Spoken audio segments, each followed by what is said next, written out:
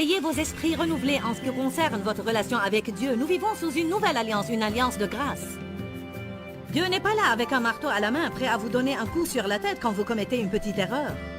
Il ne confisque pas vos jouets chaque fois que vous faites une bêtise. Restez avec nous dans Jouissez de votre vie.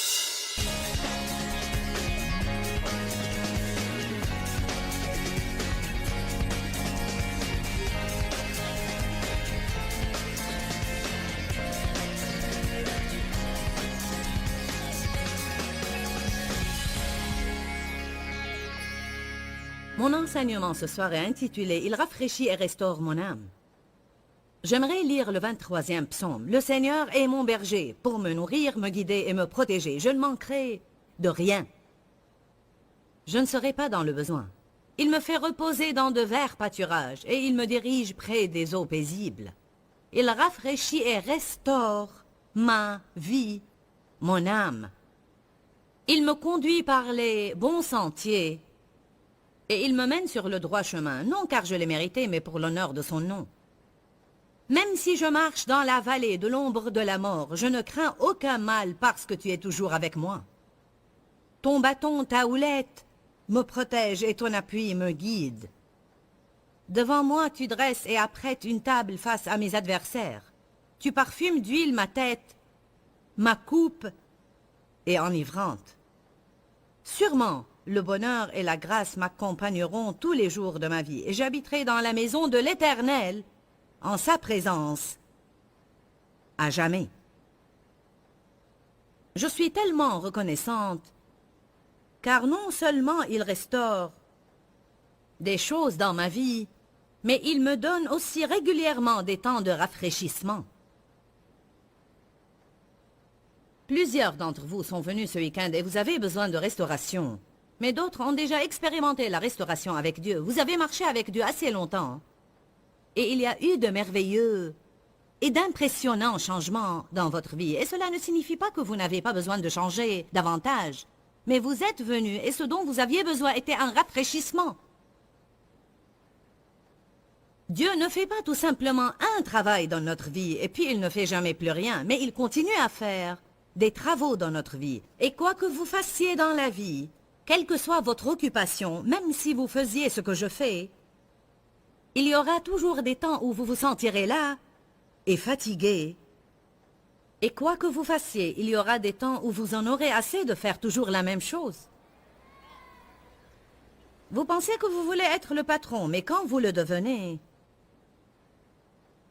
peut-être que personne ne vous donnera plus des ordres, mais vous aurez toujours beaucoup de responsabilités. Et quand vous avez beaucoup d'employés sous vos ordres, vous vous lasserez parfois d'essayer de les garder tous dans la bonne direction. Alors je vous dis, quel que soit votre métier, il y a un temps où vous allez vous en lasser. Alors ne regardez pas le métier de quelqu'un d'autre ou son occupation en pensant si seulement j'avais son métier. Nous avons tous besoin de temps de rafraîchissement. Dans Actes chapitre 23, je crois, il est écrit qu'il y a des temps de rafraîchissement dans la présence du Seigneur. Je crois que les gens sont rafraîchis dans cet endroit ce soir, mais ce verset dit « Il rafraîchit et restaure mon âme ». Je veux vous dire quelque chose. L'âme d'un croyant est extrêmement importante. À la nouvelle naissance, Dieu fait un travail dans notre esprit. Si quelqu'un est en Christ, il est une nouvelle créature. Les choses anciennes sont passées. Voici, toutes choses sont devenues nouvelles. Ça ne veut pas dire que vos circonstances changent et que si vous êtes chauve, vous aurez des cheveux sur la tête. Même si un travail a été fait dans votre esprit, en fait, un travail parfait a été fait dans votre esprit quand Jésus vient habiter en nous et vous êtes le temple de l'Esprit Saint. Vous êtes la maison de Dieu. Si vous êtes né de nouveau, il vit en vous. Pensée impressionnante. Il doit vous purifier l'esprit et le rendre saint avant qu'il ne puisse y habiter, car là où l'esprit se trouve est un endroit saint. Alors tout ce dont nous avons besoin pour mener une vie juste est en nous comme une graine. Sachez qu'un des noms par lesquels on réfère à Jésus est la graine avec un G majuscule. Il est la graine, et en fait la Bible amplifiée va même jusqu'à dire la semence de Dieu Tout-Puissant. Alors vous avez une graine de tout ce que Dieu est en vous. Si vous avez accepté le Christ comme votre sauveur, si vous êtes né de nouveau, ce qui veut dire en fait que vous croyez que Jésus est mort sur la croix, vous croyez qu'il est le seul sacrifice acceptable pour vos péchés, vous savez que vous ne pouvez pas être sauvé par vos œuvres, vous croyez que son sang seul peut laver votre péché et vous acceptez cela, vous croyez cela, alors vous êtes né de nouveau. Cela ne veut pas dire que vous n'allez pas commettre des erreurs, ni que vous n'aurez pas de mauvaises pensées, ni que vous n'allez pas avoir des emportements. Cela ne veut pas dire que vous êtes totalement soumis à Dieu, mais cela veut dire qu'il y a une graine en vous, et si vous laissez cette graine grandir dans votre vie, vous pourrez en arriver au point où vous pensez selon l'esprit du Christ, vous réagissez de la même manière que lui, vous marchez dans l'amour, vous marchez dans le fruit de l'esprit. Vous êtes soumis à la volonté de Dieu. Cela ne veut pas dire que vous ne vous débattrez jamais à cet égard, mais que vous allez en fin de compte gagner la bataille. Progressivement, ceci se passe dans notre vie, de gloire en gloire, petit à petit. Nous sommes transformés totalement en son image. Alors la vie chrétienne est un voyage. Le christianisme doit être vécu et doit être mis en pratique dans notre vie quotidienne. Le christianisme ne vous sera d'aucun bien s'il n'a aucun effet sur votre vie quotidienne. Amen. L'âme est la pensée, la volonté et les émotions. Dites avec moi. Pensée, volonté, émotion. Ma pensée révèle mes idées, ma volonté me dit ce que je veux et mes émotions me disent comment je sens. Aucune de celles-ci n'a nécessairement quelque chose à voir avec Dieu. Vous savez bien que vous pouvez être né de nouveau et avoir Jésus vivant à l'intérieur de vous et continuer à vivre selon la chair et être complètement charnel, ce qui veut dire que vous vivez conformément à ce que vous pensez, voulez et sentez. Né de nouveau, mais vivant conformément à votre volonté, vos pensées et vos désirs. Vivant selon les émotions. Et quand nous vivons selon les émotions, si les circonstances sont encourageantes, nous sommes encouragés. Si elles sont décourageantes, nous sommes découragés. S'il y a quelque chose que le monde a besoin de voir aujourd'hui, c'est la stabilité. On a besoin de voir des personnes stables qui restent toujours en paix quand les circonstances ne sont pas bonnes. On a besoin de voir des exemples vivants. Des gens qui disent « Je pratique ma foi et je ne me suffis pas d'un autocollant ». Je ne vais pas simplement à l'église le dimanche matin, mais je mets en pratique ma foi. Alors, je suis vraiment contente d'avoir cette promesse dans le psaume 23, « Il restaure mon âme », parce que cela veut dire qu'il va redresser, ajuster, réformer mon âme. Une des premières choses qui doit arriver à un croyant est d'avoir les pensées renouvelées, et c'est un travail continu qui durera tous les jours de notre vie jusqu'à ce que Jésus revienne nous prendre. 2 Corinthiens 10 dit « Car les armes avec lesquelles nous combattons ne sont pas charnelles, mais elles sont puissantes par la vertu de Dieu pour renverser les forteresses, les sophismes, et les raisonnements, et ce sont des activités de la pensée, et toute puissance altière qui s'élève contre la connaissance de Dieu. Alors, nous avons la parole, mais nous avons aussi un diable qui nous ment. Il y a quelqu'un qui s'appelle le Dieu de ce siècle, le Dieu du système de ce siècle. Satan, le diable, Lucifer. Il est un archange déchu qui avait l'opportunité de servir Dieu puissamment, mais il s'est rebellé et il est tombé. Il attaque les pensées des gens, car s'il réussit à nous faire penser d'une manière erronée, il réussira à nous faire vivre de même. Proverbe chapitre 23, verset 7 dit « L'homme est comme les pensées de son âme ». Il faut que l'esprit soit renouvelé. La lettre aux Romains chapitre 12, verset 2 dit que Dieu a un bon plan pour nos vies. Dites tous, Dieu a un bon plan pour ma vie. Croyez cela, sinon ce plan ne se réalisera jamais dans votre vie. Croyez que quoi qu'il se passe maintenant et quoi qu'il se soit passé, Dieu a un bon plan pour votre vie. Vous n'avez pas à convaincre Dieu d'être bon avec vous, il veut déjà être bon avec vous. Satan a un mauvais plan, mais Dieu a un bon plan pour votre vie. Mais il est écrit dans Romains que, bien que Dieu ait un bon plan pour votre vie, il faut que vos pensées soient complètement renouvelées. complètement renouvelé, sinon vous n'expérimenterez jamais ce bon plan. Ces forteresses mentales, ces manières erronées de penser, doivent être renversées dans nos vies. Pensez correctement concernant votre personne, concernant votre relation avec Dieu. Pensez correctement concernant les autres personnes. Vous devez apprendre à penser correctement à vos circonstances. Ce sont 4 domaines dans lesquels nous devons apprendre à penser correctement. Ayez des pensées justes sur votre personne. Pensez à vous-même conformément à la parole de Dieu et non à ce que les gens vous disent ou à ce que le diable vous dit. Car le diable vous dira que vous êtes stupide, vous êtes laid, vous êtes imbécile, vous n'avez aucun don, vous n'avez aucun talent, vous êtes nul, personne ne vous aime. Mais vous ne trouverez pas ça dans la parole de Dieu. Alors il faut que nos forteresses mentales négatives et erronées soient renversées et nous devons être en accord avec Dieu et en désaccord avec Satan. Pensez correctement à votre relation avec Dieu. Beaucoup de gens ont une façon de penser légaliste. Ils ne sont que les pharisiens des temps modernes. Ils ne font que vivre en essayant toujours de suivre des réglementations légalistes. Si l'Église n'a pas déjà suffisamment de lois, ils inventeront les leurs. Et la loi vole votre joie. Quand vous vivez sous la loi, celle-ci volera votre joie. Et vous pouvez faire une loi de n'importe quoi. Pour moi, avoir une maison propre était une loi. Et vous ne pouviez pas vivre heureux dans ma maison car la loi était « nous avons à la garder propre ». Dieu est pour la propreté et on doit prendre soin de ce que nous avons, mais on ne doit pas tellement exagérer que les gens ne pourront même pas vivre dedans. Je disais à mes enfants de faire sortir leurs jouets, puis de les ranger tout de suite. Allez jouer, rangez cette pagaille. Allez jouer. Mettez le tout en ordre. J'avais littéralement fait une loi de ça. Pourquoi? Car je tirais ma valeur et mon importance de l'apparence qu'avait ma maison quand mes amis y entraient. Allez maintenant. La loi nous rend extrémistes. En fait, la loi transforme tout en un esclavage légaliste et rituel. La prière peut devenir une loi. Combien nous prions chaque jour devient une loi. Lire la Bible peut devenir une loi. Combien nous lisons la Bible chaque jour devient une loi.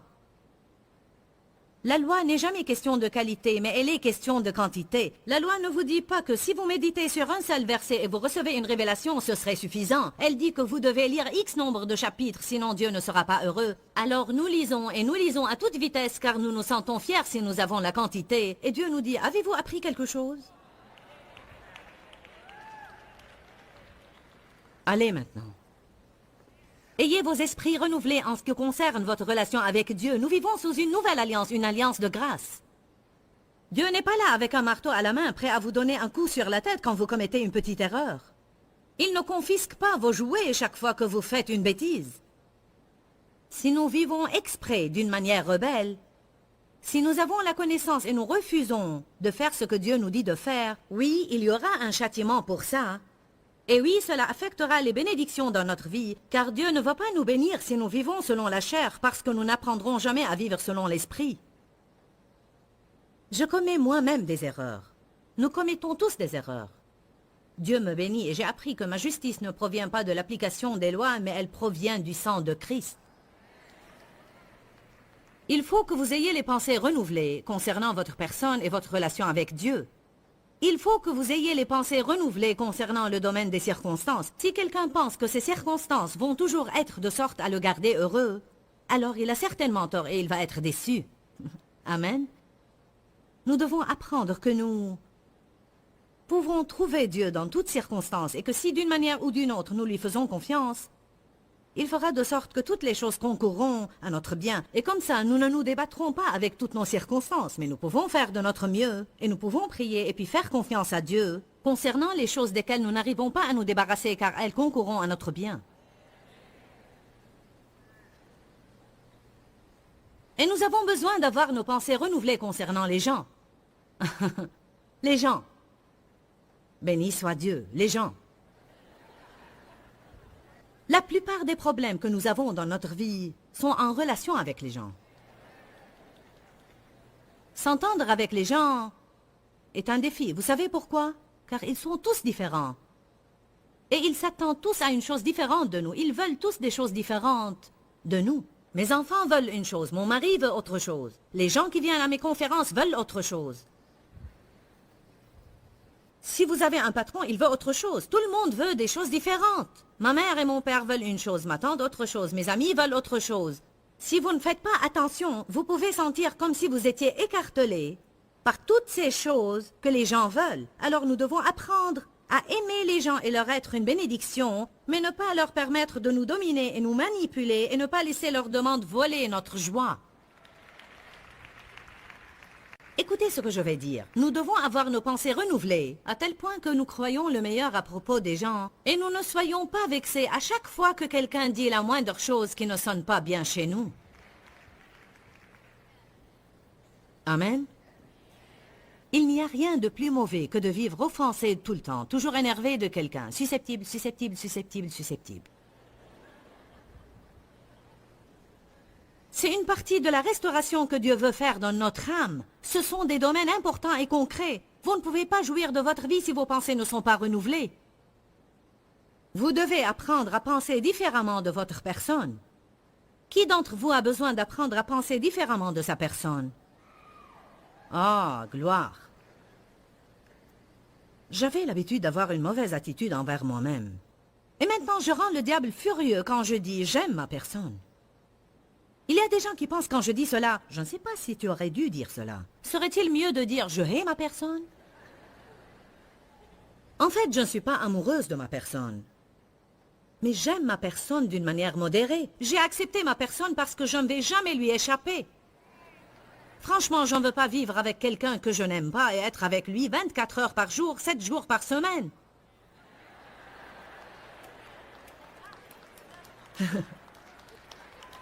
C'est ça. Je suis ce que je suis. J'essaye de changer aussi rapidement que possible. Et vous n'êtes pas parfait non plus.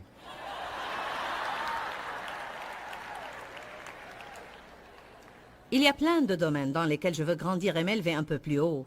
Mais j'ai à aimer ma personne telle qu'elle est sur mon chemin vers le but.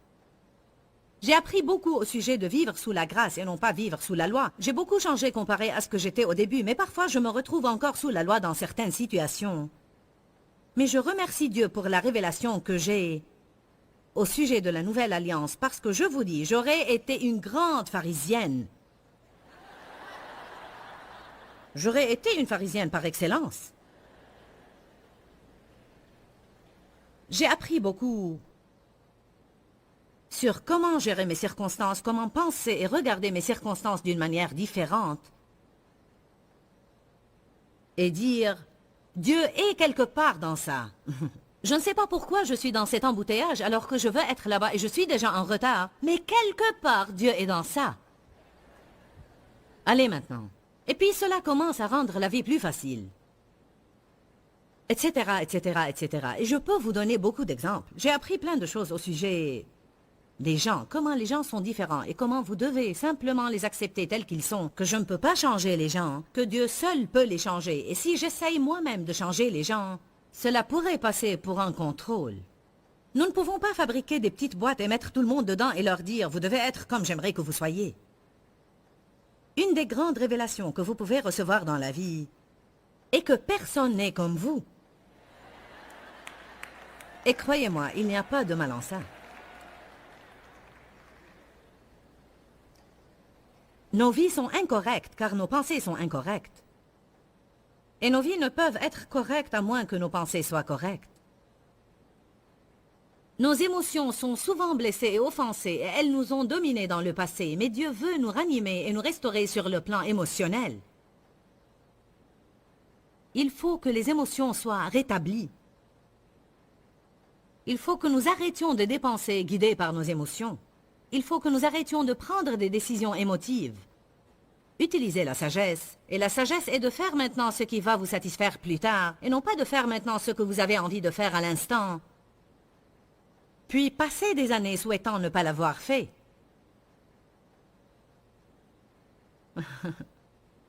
Les émotions sont en fait notre premier plus grand ennemi. Elles font tomber les gens dans plus de problèmes que n'importe quoi d'autre, parce qu'il y a de petites décisions que nous prenons chaque jour, mais il y a de grandes décisions que nous prenons, et nous ne devons pas les prendre guidées par nos émotions. L'émotion a des hauts et des bas.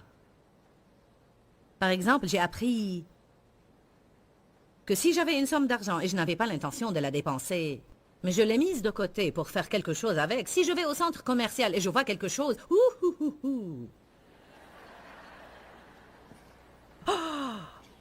75% de réduction, il faut que j'achète ça.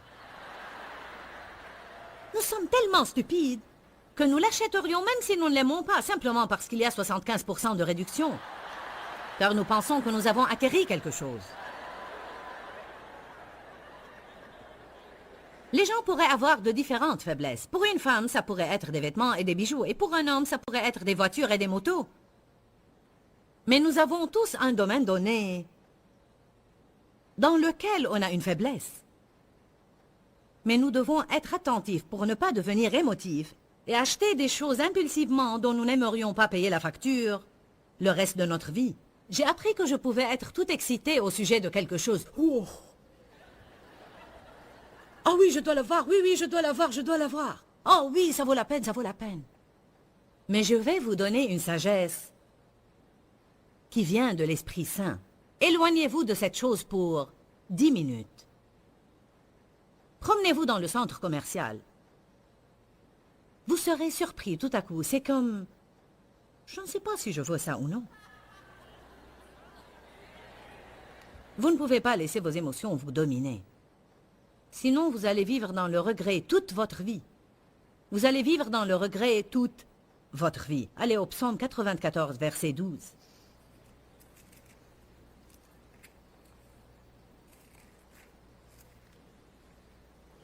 Il ranime et restaure mon âme.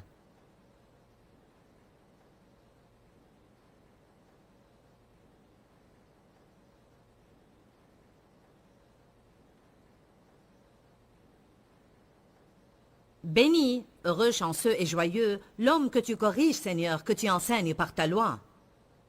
Dieu nous discipline et nous enseigne. Verset 13. Pour le calmer et le reposer au jour du malheur, pendant que se creuse une fosse pour les impies. J'aime ces écritures saintes car elles disent que Dieu va continuer à me discipliner et à m'instruire jusqu'à ce qu'il m'enseigne finalement à rester calme durant les mauvais jours. Notre puissance est à peu près vaine si nous ne savons pas comment. La puissance que nous avons en tant que croyants est à peu près inutile si nous ne savons pas comment rester calme face à l'adversité. S'il suffit que le diable nous trouve un problème pour qu'on perde notre paix et pour que nos émotions soient un désastre tout au long de notre vie. Nous étions en train de parler de comment le Seigneur, notre berger, restaurera notre âme. Peut-être que vous avez lu cela plusieurs fois et vous ne savez pas vraiment ce que cela veut dire. Mais personnellement, je comprends ce que cela veut dire, car j'avais besoin que mon âme soit restaurée. Vous êtes un esprit, vous avez une âme, et vous vivez dans un corps. Mais c'est quoi votre âme? Votre âme est vos pensées, votre volonté, vos émotions. Et je vous le dis, le temps que le diable ait terminé avec moi dans mon enfance, en fait, je ne crois pas vraiment qu'il ait terminé, mais j'ai moi-même mis fin à ses plans. Mes pensées étaient en désordre, mes émotions étaient hors contrôle. J'étais têtue et rebelle et je ne savais certainement pas comment soumettre ma volonté à Dieu. Je peux vous dire maintenant et certifier que le Seigneur a restauré mon âme. Si vous êtes malade dans votre corps, vous prenez du médicament. En fait, la parole de Dieu est un médicament pour nos âmes. Si vous avez des problèmes dans votre intérieur, vos émotions ont besoin d'être touchées par Dieu, vos pensées ont besoin d'être touchées, votre volonté a besoin d'être touchée par Dieu, peut-être vous êtes têtu et rebelle. Laissez la parole de Dieu pénétrer en votre fort intérieur et vous guérir. N'oubliez pas que nous vous aimons. Que Dieu vous bénisse et demeurez dans la parole. Quand, Seigneur, quand? Dans ce livret, Joyce Meyer vous apprend à faire confiance au temps de Dieu. Pour obtenir ce livret gratuitement, écrivez-nous à Joyce Meyer, boîte postale 40095-6300 Larnaca, Chypre. Ou bien visitez notre site web www.joycemeyer.org/fr.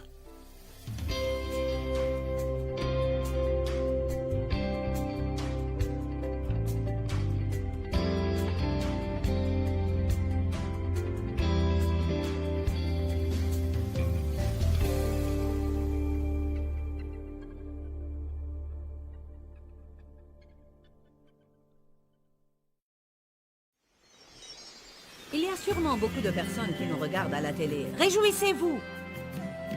Peut-être que la meilleure chose que vous avez besoin d'entendre ce soir est laissez-vous vivre.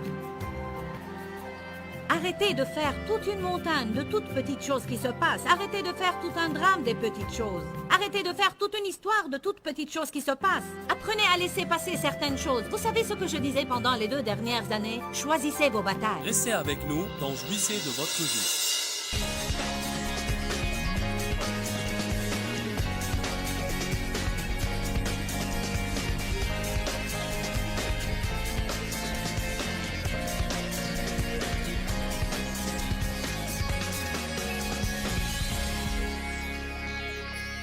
Ne laissez pas vos émotions vous dominer.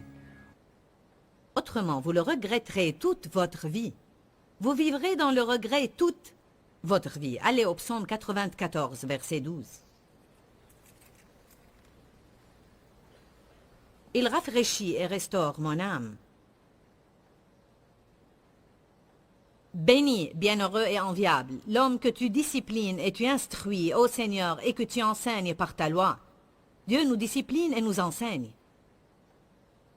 Verset 13. Pour lui donner la force de rester calme au jour du malheur, jusqu'à ce que la fosse inévitable soit creusée pour le méchant. J'aime ces écritures parce qu'elles disent que Dieu va continuer à me discipliner et à m'instruire jusqu'à ce qu'il m'enseigne finalement à rester calme dans l'adversité. Notre puissance s'avère inutile si nous ne savons pas comment. La puissance que nous avons en tant que croyants s'avère inutile si nous ignorons comment rester calme dans l'adversité. S'il suffit que le diable me cause un problème pour que je perde ma paix, alors je serai une pagaille émotionnelle toute ma vie. Qui sait que le diable ne manquera jamais de ruse pour essayer de nous battre? Nous pouvons recevoir un coup de fil et « Ah !» C'est pourquoi il est écrit dans Matthieu chapitre 6, « Ne vous inquiétez pas du lendemain, car à chaque jour suffit sa peine. » Matthieu 6, 34, « Ne pensez pas à et ne vous inquiétez pas du lendemain, car à chaque jour suffit sa peine. » La stabilité est très importante. Je veux fréquenter, je veux sortir et avoir des relations avec des gens stables. Je n'aime vraiment pas être entouré de personnes quand on ne sait jamais quand ils vont s'emporter. Ou quand on ne sait jamais quand ils vont arriver. Car les gens émotifs disent « Vous pouvez compter sur moi, je serai là-bas. » Mais s'ils se réveillent et ils n'ont pas envie de venir, ils ne viennent pas. Les gens émotifs, si tout ne va pas comme ils veulent, ils se mettent en colère, se fâchent et s'énervent. Je n'aime pas être entouré par de telles personnes. Ça m'énerve et me tracasse d'être. Je veux dire, je veux la stabilité dans ma vie. Amen? Je ne veux pas être énervé des gens tout le temps. Vous m'entendez bien ce soir? Non seulement je ne veux pas être entouré par de telles personnes, mais tout d'abord et avant tout, je dois m'assurer que je ne suis pas comme elles. Malheureusement, pour plusieurs années de ma vie, j'ai été comme ça. Dans les premières années de notre mariage, Dave ne savait jamais ce que j'allais faire. Après que j'ai commencé mon cheminement avec Dieu et que j'ai commencé à changer, ce qui a pris quelques années, il m'a dit, je me souviens quand je conduisais ma voiture la nuit sur l'autoroute en rentrant de mon travail. Et il a dit, je me souviens que je pensais, je me demande dans quel état elle va être ce soir. Ça a l'air très amusant maintenant, mais croyez-moi, ça ne l'était pas du tout à l'époque. Je me demande dans quel état elle va être. Mon état dépendait de ce qui s'était passé au cours de la journée. Je n'ai jamais vécu un jour où tout s'est passé exactement comme je le voulais. Alors par conséquent, je n'ai jamais vraiment vécu de bons jours. Vous me comprenez ce soir? Nos émotions ont besoin d'être restaurées. J'avais besoin d'une restauration totale, mais parfois nous avons besoin d'un rafraîchissement émotionnel. Parfois, il y a des jours qui m'exténuent et m'épuisent émotionnellement. Parfois, je me trouve face à certaines situations et circonstances, et à la fin de la journée, je me sens...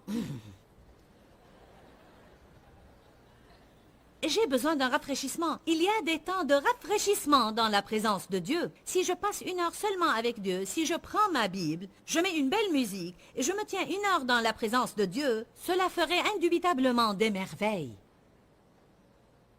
Les gens sont souvent gênés tout le temps, ou même perturbés émotionnellement, parce qu'ils ne passent pas assez de temps avec Dieu, et cela pour avoir ce rafraîchissement dans leur vie. Nos âmes ont besoin d'être touchées par Dieu. Et bien que nous soyons nés de nouveau, nous avons besoin d'être touchés par Dieu. Touche-moi, Seigneur. Il y a des fois où un rire du fond du cœur rafraîchirait votre âme. Honnêtement, je ne crois pas que les gens s'amusent assez. Je crois que le plus grand problème de certaines personnes est qu'elles sont tout simplement trop sérieuses. J'étais comme ça pendant des années. Je préférais toujours être sérieuse. Sérieuse. Dave était toujours du genre qui devait jouir de tout ce qu'il faisait. J'étais vivante, mais je ne jouissais pas de ma vie. Je m'occupais de mes responsabilités. Et je voulais qu'il arrête de s'amuser. Et qu'il soit responsable. Allez maintenant, y a-t-il entre nous quelqu'un de trop sérieux? Vous êtes comme... Amen. Peut-être vous n'avez pas tous besoin de ça, mais je vais le dire pour que vous jouissiez de votre vie. Il y a sûrement beaucoup de personnes qui nous regardent à la télé. Réjouissez-vous! Peut-être que la meilleure chose que vous avez besoin d'entendre ce soir est « Laissez-vous vivre ». Arrêtez de faire toute une montagne de toutes petites choses qui se passent. Arrêtez de faire tout un drame des petites choses. Arrêtez de faire toute une histoire de toutes petites choses qui se passent. Apprenez à laisser passer certaines choses. Vous savez ce que je disais pendant les 2 dernières années? Choisissez vos batailles. Il y a assez de choses que nous devons traiter et nous ne pouvons pas faire tout un drame de toutes petites choses. Alors choisissez vos batailles. Il y a certaines choses que vous devez laisser passer et d'autres pas. Dave était décidé à jouir de sa vie, quoi qu'il fasse, et... Peut-être vous m'avez entendu partager cela avant, mais ça m'est revenu à cœur ce soir. Je me souviens très bien quand nos enfants étaient petits. Nous avions déjà 3 enfants quand j'ai commencé à marcher avec Dieu. J'ai 4 enfants maintenant, mais j'avais 3 quand, en 76, je fus rempli du Saint-Esprit. Et même avant cela... Dave m'accompagnait toujours à certains endroits. Il m'accompagnait par exemple à l'épicerie. Et pendant des années, Dave travaillait alors que je restais à la maison pour prendre soin des enfants. Et la meilleure chose que je faisais était d'aller à l'épicerie toutes les 2 semaines. Et c'était comme « Merci Seigneur, je suis enfin sortie ». Est-ce que quelqu'un sait ce qu'on peut ressentir? Oh, enfin! J'avais l'habitude d'aller beaucoup aux toilettes pour...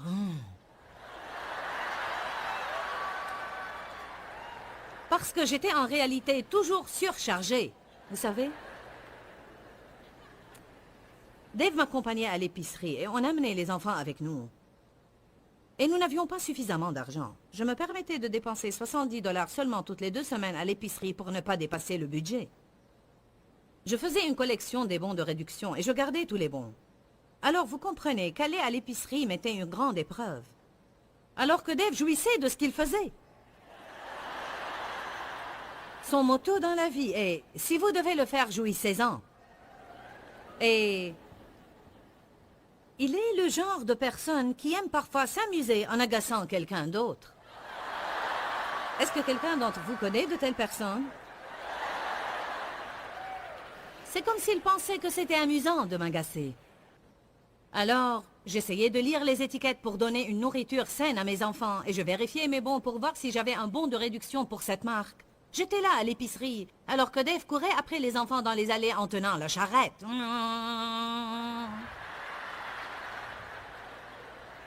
Et puisqu'il mesure 2,10 m et il est évidemment plus grand que moi, il se dirigeait vers une autre allée et me lançait certaines choses par-dessus les rayons.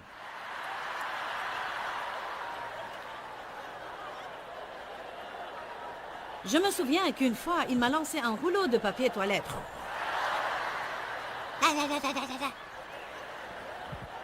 Alors que lui se tenait là à me regarder en riant et riant. Et parfois, il me donnait de petits coups avec la charrette et je lui disais « Arrête Dave, arrête, arrête, arrête !» Il faut que vous imaginiez cette scène. Je tiens mes bons d'achat, je suis sérieuse, fatiguée et esquintée. Nous avons nos 3 enfants, il court après eux en croyant que tout cela est amusant alors que je suis sur le point de perdre la raison. Déjà, je n'en avais pas trop pour commencer. Je me souviens que je lui ai dit une fois à l'épicerie « Peux-tu arrêter ça? Sortir avec toi, c'est comme sortir avec un enfant. Arrête tout cela. Ne fais pas l'enfant, sois sérieux. Il a dit, oh Joyce, j'essaie simplement de m'amuser un peu. J'ai dit, je ne suis pas venu ici pour m'amuser. Ce n'est pas pour cette raison que je suis là. Je suis venu pour acheter ces marchandises, les amener à la maison et les mettre dans le placard.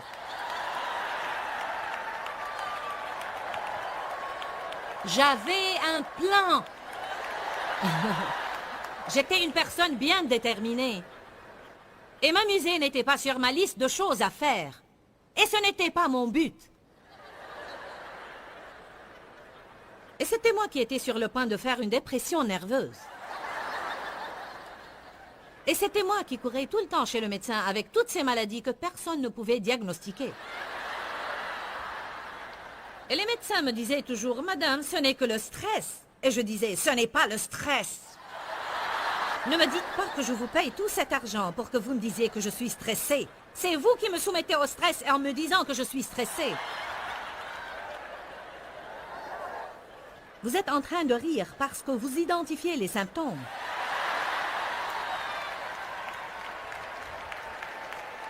Amen.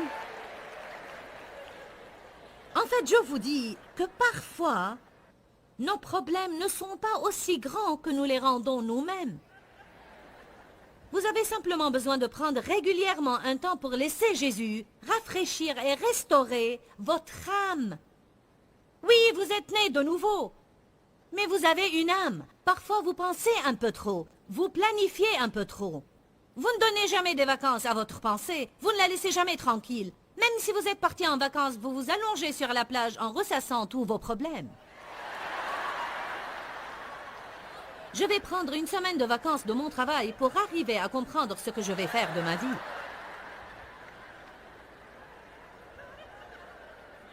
Allez à Matthieu 11.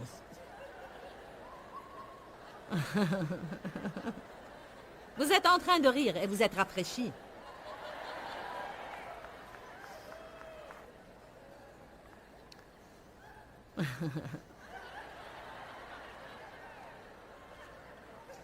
Certaines choses que nous faisons sont très stupides. Dave est tellement logique, il m'exaspérait et je restais exaspérée parfois pendant des jours et je ne lui parlais pas. Et cela me donnait mal à la tête, mal aux os et mal au cou et je me mettais en colère contre lui. J'étais misérable alors que lui jouait avec les enfants et leur permettait de lui mettre des bigoudis dans les cheveux. Alors que moi, je ne leur permettais pas de toucher à mes cheveux, encore moins y mettre des bigoudis. Parce qu'il fallait que je sois tirée à 4 épingles et il fallait que la maison reste propre.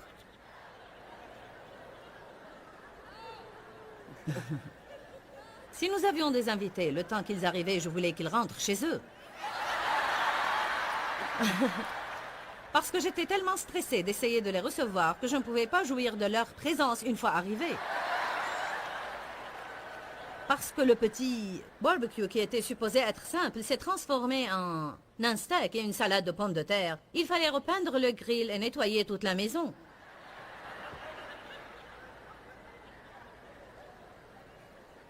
Car si la vie est compliquée, vous n'en jouissez pas. Alors il faut apprendre à garder les choses assez simples, ce qui n'est pas facile dans notre société. Amen.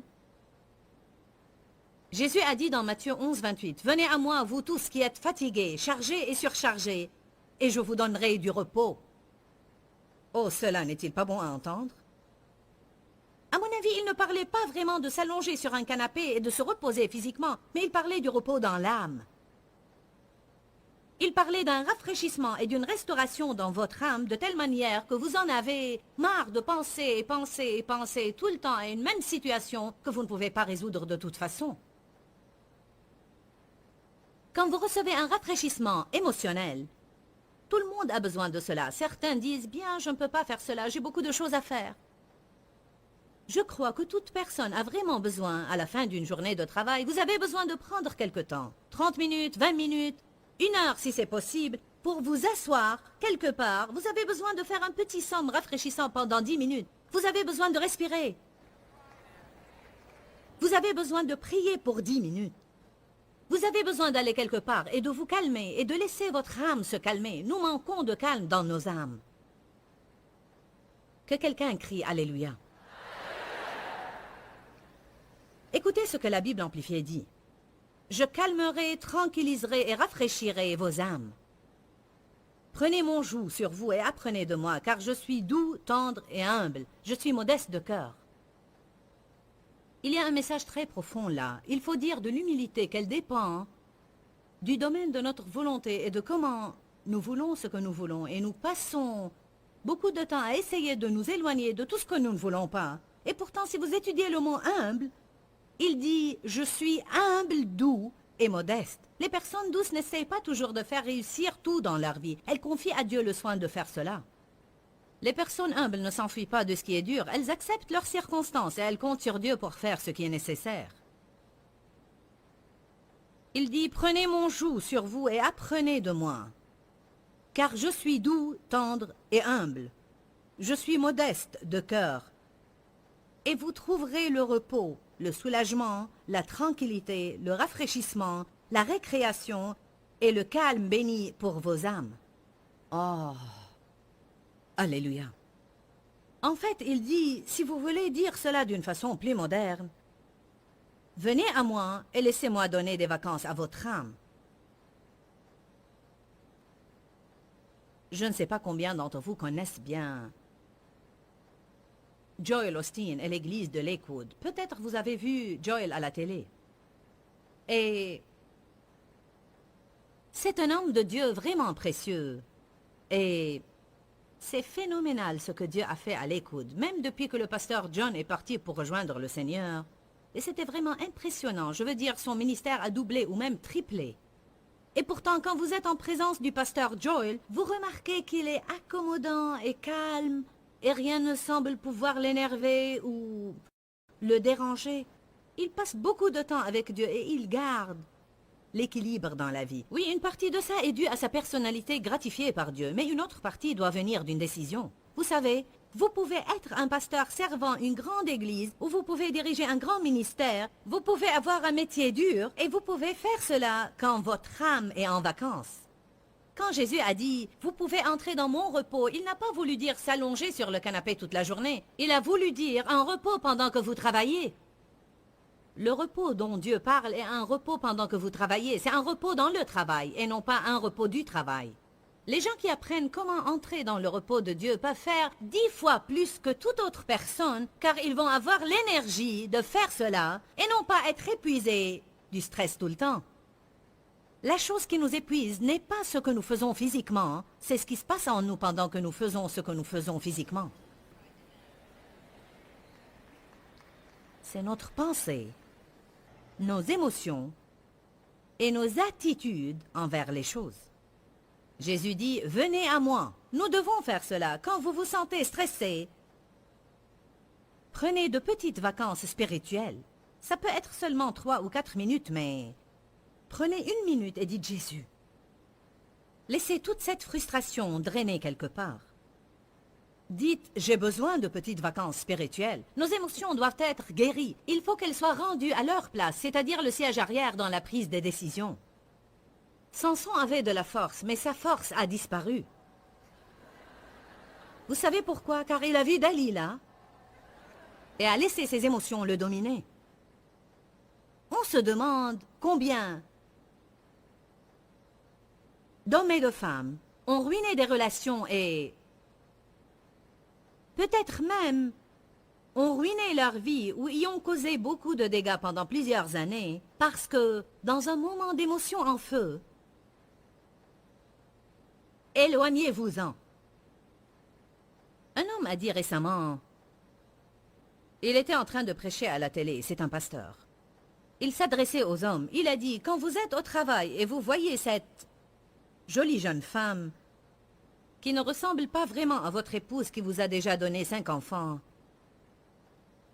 et cette jolie jeune femme au travail porte une jupe qui est déjà trop courte et un chemisier qui est déjà trop décolleté, et vous sentez ces émotions commencer à... Oh, il a dit, mettez votre bouclier, tournez-vous et éloignez-vous-en.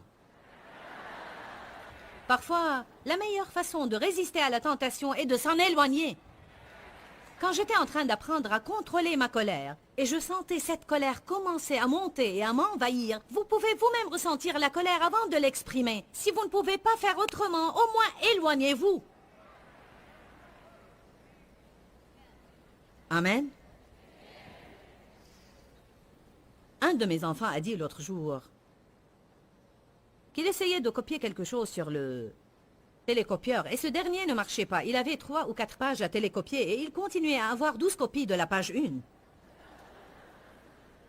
Il est revenu sans copie, et il a dit, nous allons les faire sortir dans un autre endroit, car si je reste là, je donnerai un coup de poing à cette machine.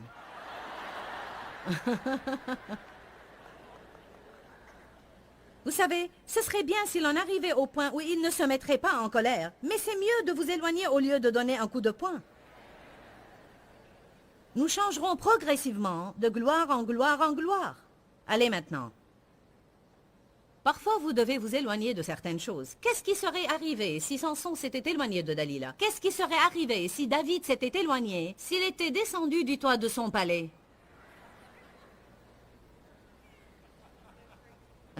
D'abord, la Bible dit que durant la saison pendant laquelle les rois vont à la bataille, David était en train de se promener sur le toit.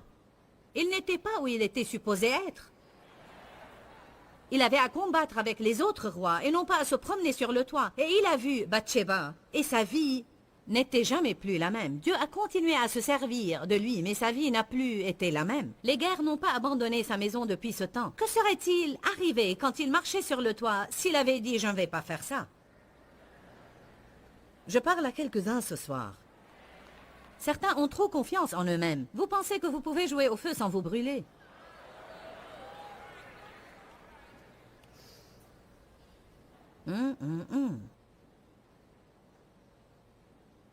Je vais répéter, les émotions doivent être rendues à leur propre place, au siège arrière, dans la prise des décisions.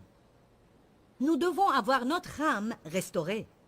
Quand quelqu'un me blesse et je suis tentée de rester pleine d'amertume, et je suis tentée de... Il m'est difficile de lui pardonner. Combien d'entre vous savent que quand quelqu'un vous blesse, parfois, bien que vous connaissiez tous les messages sur le pardon et vous ayez les enseignements de tous les prédicateurs, vous avez les livres, vous avez fait des études bibliques, il se peut que vous ayez même prêché ce message. Mais qui sait que quand quelqu'un vous blesse, vous devez confronter cela et vous frayer un chemin et vous devez toujours avoir la grâce de Dieu pour être capable de faire ce que la parole dit. Amen. Nous étions en train de parler de comment le Seigneur, notre berger, restaurera notre âme. Peut-être que vous avez lu cela plusieurs fois et vous ne savez pas vraiment ce que cela veut dire, mais personnellement, je comprends ce que cela veut dire, car j'avais besoin que mon âme soit restaurée. Vous êtes un esprit, vous avez une âme, et vous vivez dans un corps. Mais c'est quoi votre âme? Votre âme est vos pensées, votre volonté, vos émotions, et je vous le dis. Le temps que le diable ait terminé avec moi dans mon enfance, en fait, je ne crois pas vraiment qu'il ait terminé, mais j'ai moi-même mis fin à ses plans. Mes pensées étaient en désordre, mes émotions étaient hors contrôle. J'étais têtue et rebelle et je ne savais certainement pas comment soumettre ma volonté à Dieu. Je peux vous dire maintenant et certifier que le Seigneur a restauré mon âme. Si vous êtes malade dans votre corps, vous prenez du médicament. En fait, la parole de Dieu est un médicament pour nos âmes. Si vous avez des problèmes dans votre intérieur, vos émotions ont besoin d'être touchées par Dieu, vos pensées ont besoin d'être touchées, votre volonté a besoin d'être touchée par Dieu, peut-être vous êtes têtu et rebelle. Laissez la parole de Dieu pénétrer en votre fort intérieur et vous guérir. N'oubliez pas que nous vous aimons. Que Dieu vous bénisse et demeurez dans la parole. Quand, Seigneur, quand? Dans ce livret, Joyce Meyer vous apprend à faire confiance au temps de Dieu. Pour obtenir ce livret gratuitement, écrivez-nous à Joyce Meyer, boîte postale 40095-6300 Larnaca, Chypre. Ou bien visitez notre site web www.joycemeyer.org/fr.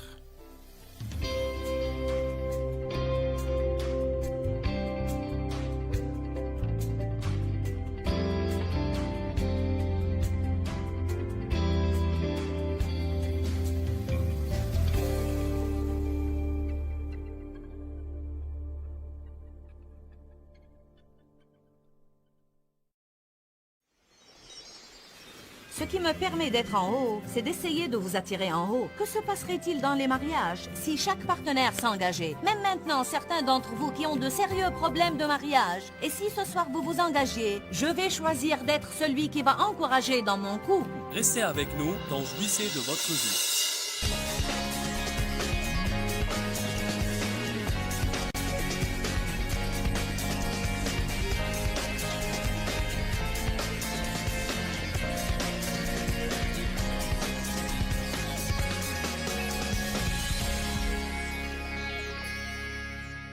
Nous sommes transformés de gloire en gloire en gloire.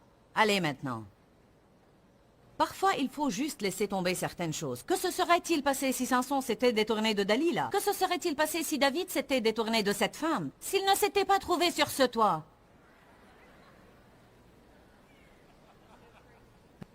Premièrement, la Bible nous dit qu'au temps où les rois se mettaient en campagne, David se promenait sur son toit. Donc, il ne se trouvait pas à l'endroit où il devait être. Il aurait dû être avec les autres rois en guerre et non sur son toit. C'est là qu'il vit Bathsheba et sa vie a changé. Oui, Dieu a continué à se servir de lui, mais sa vie n'a jamais plus vraiment été la même. C'est à partir de là qu'il y a eu la guerre dans sa maison. Que se serait-il passé si en redescendant du toit, il s'était dit « je ne vais pas faire ça ». Je m'adresse à vous ce soir. Certains ont une grande confiance en eux. Vous pensez pouvoir jouer avec le feu sans vous brûler.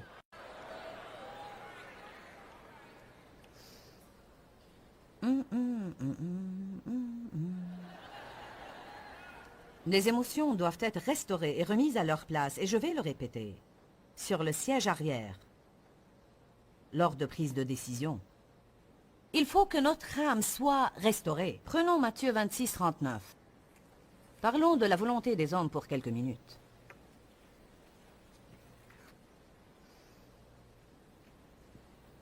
Puis il s'avança un peu, se jeta la face contre terre et pria ainsi.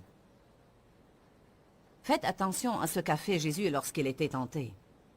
Il s'est incliné devant Dieu et il a prié pour avoir sa percée. Quand quelqu'un me blesse et que je suis tenté de rester amer contre lui, et j'en suis fortement tenté, j'ai des difficultés à lui pardonner. Qui sait que lorsque quelqu'un vous blesse vraiment, et parfois, même si vous connaissez bien tous les messages sur le pardon, que vous avez des livres à ce sujet, et si vous en avez fait vous-même une étude biblique, vous pouvez même avoir prêché le message, mais qui sait que quand quelqu'un vous blesse, vous avez toujours à travailler sur cela, avancer et recevoir la grâce de Dieu pour pouvoir faire ce qu'en fait la parole de Dieu dit. Amen. Je suis déterminée à ne pas vivre dans le non-pardon, parce que je sais que cela empoisonnera ma vie. Haïr quelqu'un, c'est comme prendre du poison, espérant la mort de son ennemi. Ce qui est plutôt stupide. Je ne vais pas passer ma vie à haïr quelqu'un qui continue sa vie comme si de rien n'était. Et quand on arrive à un haut niveau d'amertume, de ressentiment et de non-pardon, notre tête est impliquée, nos émotions sont impliquées et notre volonté aussi. Nous allons voir attentivement ce qu'a fait Jésus quand il a été tenté de se soustraire à la volonté de Dieu, de ne pas faire la volonté de Dieu. Vous pensez que Jésus n'a pas eu la tentation d'éviter la croix? Aussi, il l'a eu. Le verset 39 dit, « Puis il s'avança un peu, se jeta la face contre terre et pria ainsi, « Mon Père, s'il est possible, que cette coupe s'éloigne de moi. Toutefois, non pas comme je veux, pas ce que je désire, mais comme tu veux, toi. » Oh, si seulement on priait ainsi, « Seigneur, que ta volonté soit faite, pas la mienne. » Je ne veux pas ça, Seigneur. Je ne veux pas faire ça, mais je le ferai, si tu me dis que je dois le faire. Je ne veux plus rien avoir à faire avec cette personne. Mais je ne l'exclurai pas de ma vie comme cela si tu me dis que tu veux encore m'utiliser dans sa vie. Vous voyez, je crois que parfois Dieu veut se servir de nous pour entraîner quelqu'un plus haut parce qu'il est là où nous en étions avant et que quelqu'un était resté avec nous pour nous entraîner plus haut. Parfois, même maintenant, quand je suis tentée de renvoyer un employé, et ça peut être un employé ou quelqu'un d'autre, même mon fils aîné, nous avions des problèmes de relation. Tout d'abord, nous nous ressemblons tellement que c'est un problème. C'est tout simplement que nous ne nous entendions pas. Parfois, on peut aimer quelqu'un sans forcément l'apprécier plus que ça. Ce n'est pas facile que vos enfants travaillent pour vous, car dans ce cas, il faut régler les pressions du travail et de la maison. Et s'il faut reprendre ses enfants à la maison, ça me rappelle ce qu'a dit mon fils. Je ne peux pas avoir un problème avec mon boss et trouver le réconfort à la maison. Amen. Donc, il faut faire avec tout ça. On a dû passer par des tas de choses avec notre fils aîné, et on l'a même menacé d'être envoyé du travail. Et un jour, alors que j'allais au travail, je me disais « Je ne peux plus supporter cela, Seigneur, c'est fini !» Il n'aura qu'à aller se trouver du travail ailleurs. Êtes-vous passé par ce genre de choses? Et je ceci, et je cela, et je... Je m'en rappelle très clairement. Je veux dire, j'ai entendu la voix de Dieu si clairement. Joyce, n'abandonne pas David.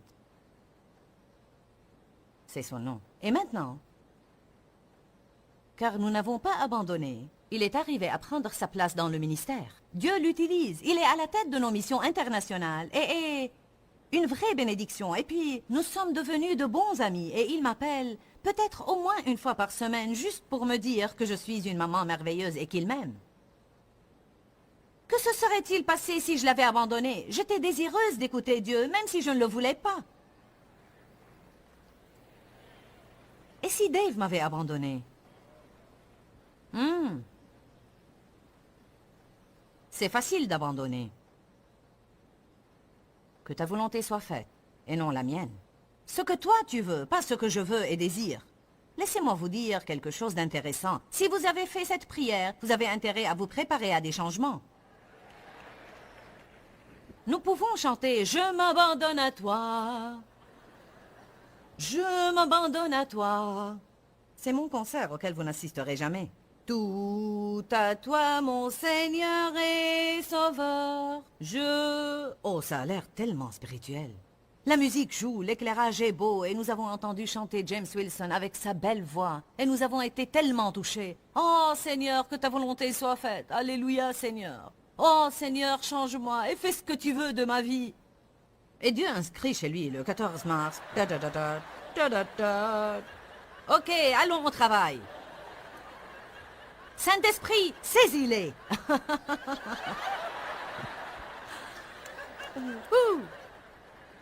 Tu les as entendus? Et voilà que le jour suivant, Dieu vous demande de faire une chose que vous ne voulez pas faire, ou vous demande d'abandonner une petite chose. Disons d'augmenter votre offrande jusqu'à 10 $ au lieu de 5, et c'est comme si... Ah! Mais qu'est-ce qu'il m'arrive? Oh mon Dieu! Eh bien, je réponds à ta prière. Tu m'as demandé de te changer.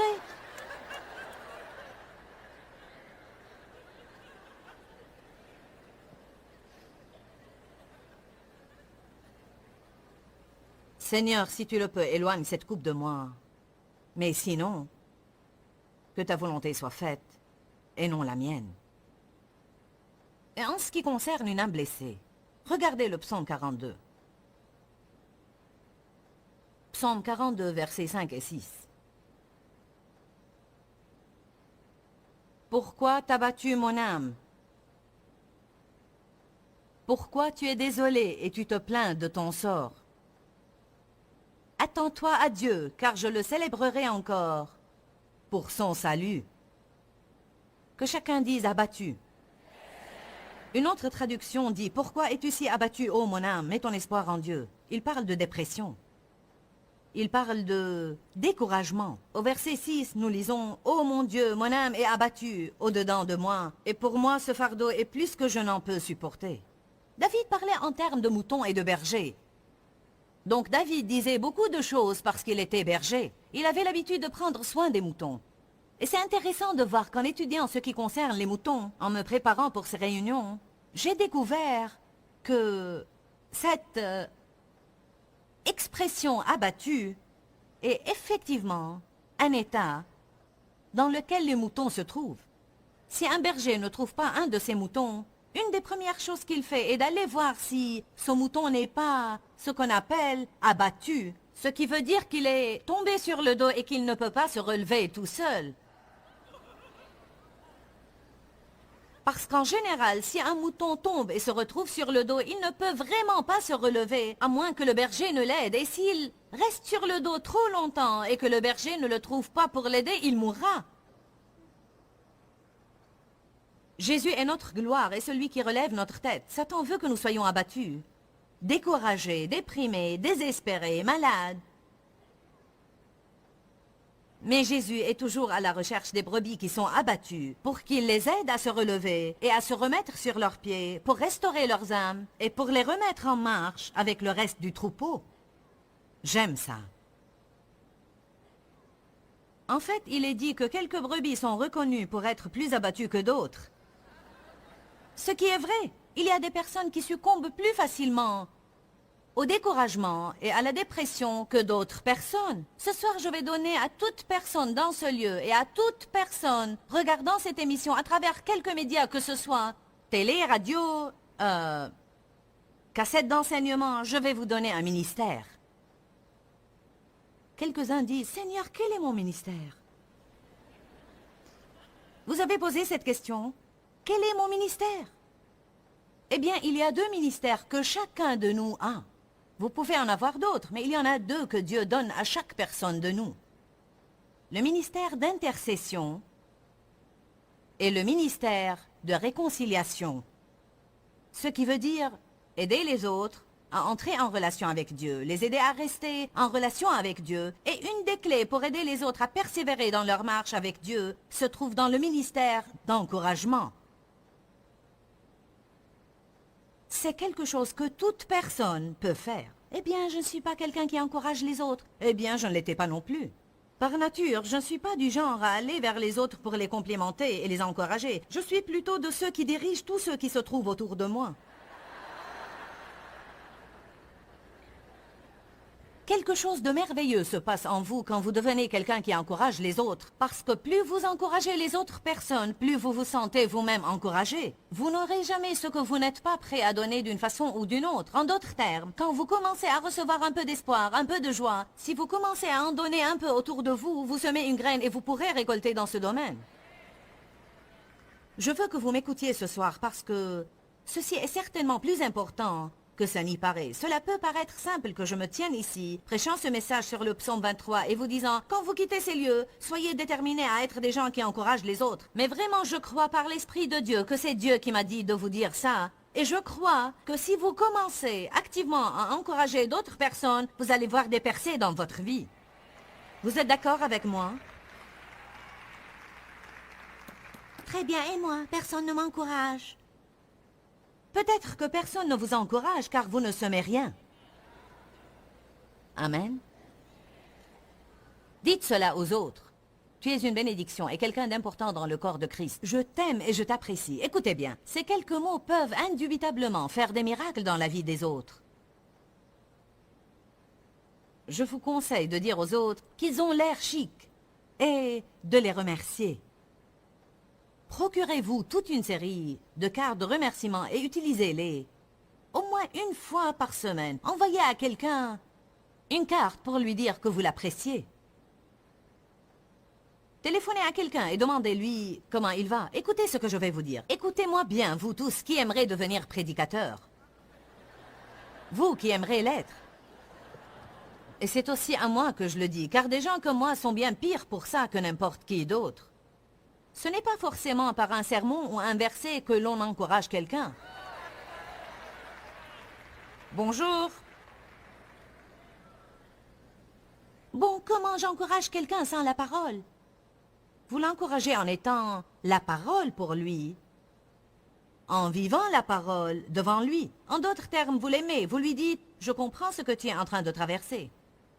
J'ai de la compassion pour toi dans ta situation. Je sais que c'est dur. Il n'y a rien qui m'énerve plus que quand quelqu'un vient me prêcher en face mon propre message quand je suis en train de vivre un moment difficile. »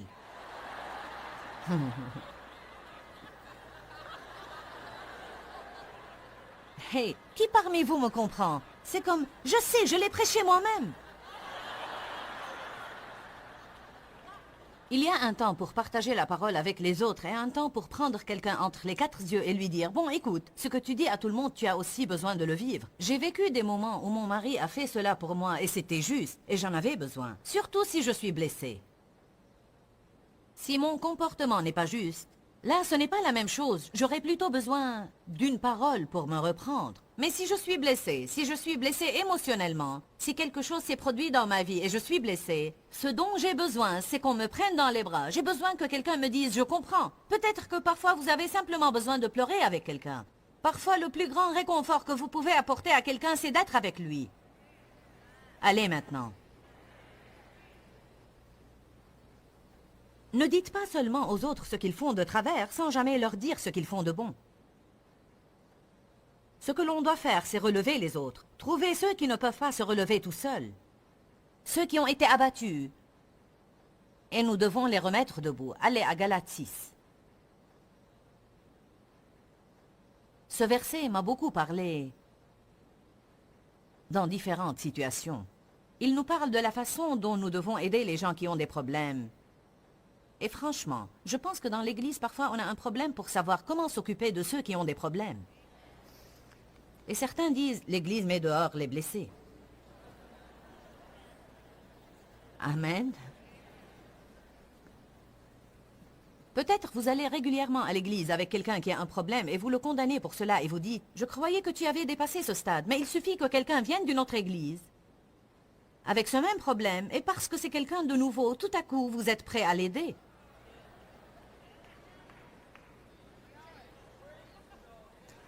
Frère, si un homme, et en fait un homme inclut tout le monde, si quelqu'un est surpris en train de commettre une faute quelconque, écoutez la suite. Vous qui êtes spirituel, et bien sûr vous pensez c'est moi. Vous qui êtes sensible et contrôlé par l'esprit, vous devrez faire les 3 choses suivantes. Remettre la personne debout, et nous aimons tous faire cela. La restaurer et la remettre dans le circuit.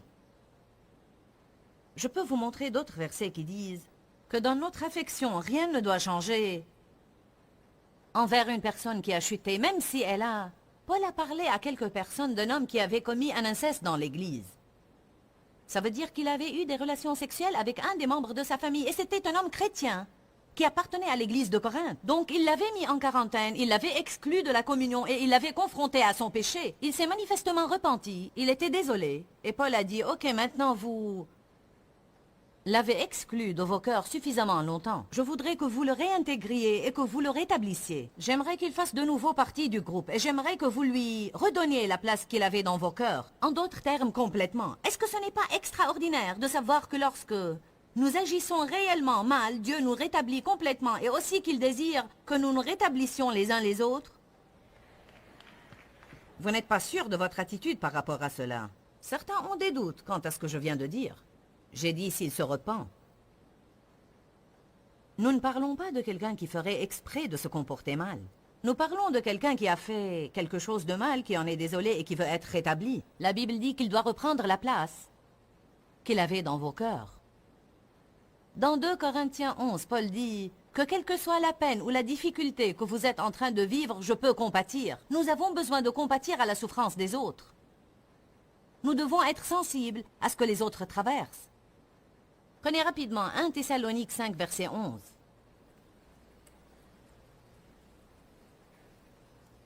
Encourager, édifier, exhorter. Le mot exhorter signifie aider les autres à atteindre le niveau supérieur, les aider à être tout ce qu'ils peuvent être. Qu'est-ce que je fais quand je me tiens debout et que je vous dis que vous avez un bon avenir? Vous pouvez vous débarrasser du passé car Dieu vous a planifié quelque chose de bon.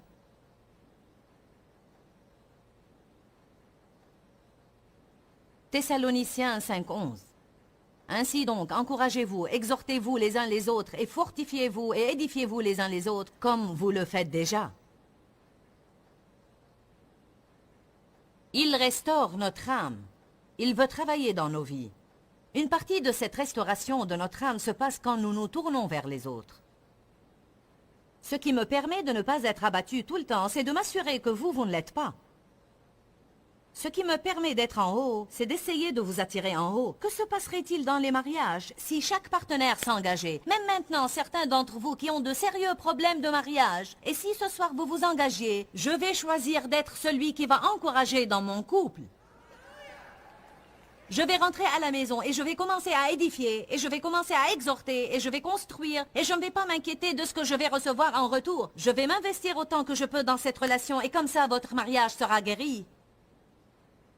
Vous n'allez pas finir par divorcer, et vous serez plus heureux, car vous saurez comment vous comporter. Pourquoi nous sommes insatisfaits? Parce que nous sommes égoïstes et centrés sur nous-mêmes, et nous voulons savoir pourquoi les autres ne font rien pour nous. Alors que c'est à nous de dire, dans cette situation, c'est moi qui vais prendre le rôle de leader, et à partir de maintenant, je ne vais pas être critique. Cela ne veut pas dire que je ne vais jamais vous dire ce que j'attends de vous, ou ce que j'aimerais voir changer, mais cela signifie que ce n'est pas tout ce que je vais faire. Où est-ce que vous en êtes? Gloire à Dieu. Votre mariage pourrait changer si vous rentriez à la maison avec l'intention d'être un exhortateur acharné. Pourquoi est-ce que ce sont ceux que nous devons aimer le plus qui en réalité nous frustrent le plus? Rentrez à la maison et commencez à dire « Je t'aime, merci. Tu es une bénédiction dans ma vie. Voilà ce que j'aime chez toi, c'est ceci, c'est cela. » De petites choses. Je porte ces chaussures en plastique ou je ne sais quoi. J'imagine que c'est mieux que du plastique. Comment on les appelle? Acrylique, oui, voilà, c'est mieux, acrylique. C'est celles que je porte le plus parce qu'elles ne me font pas mal aux pieds. Mais celle-ci, c'est une paire toute neuve. Et je l'ai mise ce soir. J'ai eu une opération aux orteils en décembre. On m'a enlevé des corps et je suis encore en convalescence. Donc je les ai mises. Ce soir, elles me font mal aux pieds. Et ce n'est rien. Mais si vous leur donnez un coup de sèche-cheveux et vous les réchauffez avant de les enfiler, elles s'étirent et se font à vos pieds. Je vous assure, elles sont géniales. Ce sont de bons conseils que je vous donne. Alors, à peu près 90% de mes chaussures ont de l'acrylique sur elles quelque part parce que je marche sans arrêt. Ça m'est vraiment d'une grande aide. Enfin, mon mari a dit, car elles me faisaient tellement mal que je n'allais pas pouvoir les mettre. Il a dit donc, donne-les-moi, je vais te les faire chauffer. Il s'est donc assis avec son costume. Il a pris le sèche-cheveux et l'a passé sur mes chaussures pour les chauffer et puis me les a rendues et puis elles se sont faites à mes pieds. Est-ce que ce n'était pas gentil à Dave de faire ça?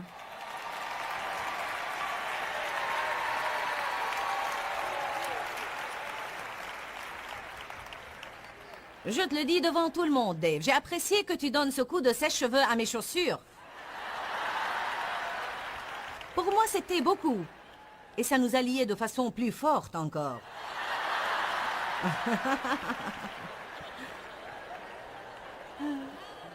Et vous savez, c'est la vérité. Si vous commencez à faire de petites choses pour les gens comme celle-ci, ça vous liera à eux de façon plus forte. Et je vais vous laisser avec cette pensée de Jean 13, où Jésus a donné un bon exemple à ses disciples, quand il a mis la serviette de serviteur et leur a lavé les pieds. Quand il est arrivé à Pierre, Pierre a dit, « Tu ne me laveras jamais les pieds. » Écoutez bien ce que Jésus a dit. « Si je ne te lave pas les pieds, alors tu n'as pas de part avec moi. »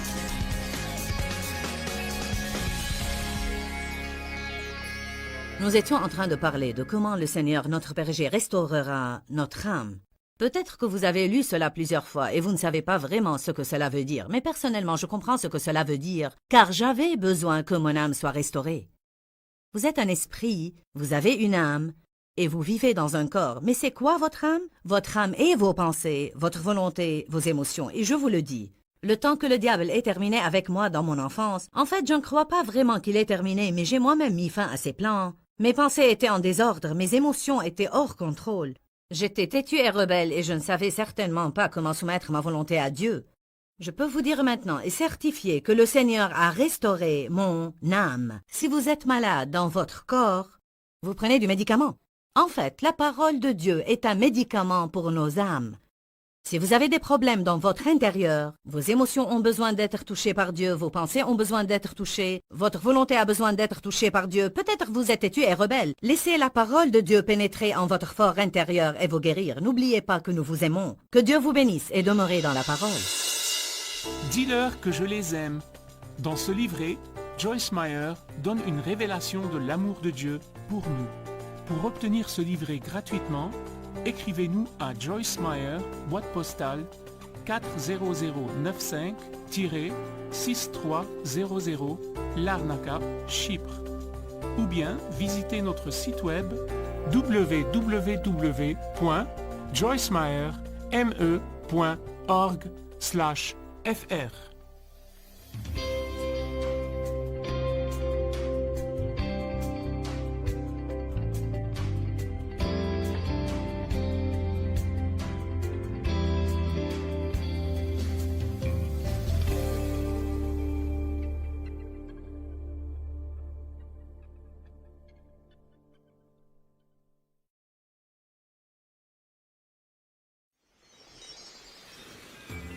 Et vous essayez de ne pas vous énerver, alors qu'il y a une mauvaise racine dans votre vie, une racine d'un fait envers lequel vous ressentez une grande amertume depuis longtemps, et cette amertume continue à se manifester sous forme de colère. En effet, vous pouvez couper ces mauvaises... Restez avec nous dans Jouissez de votre vie.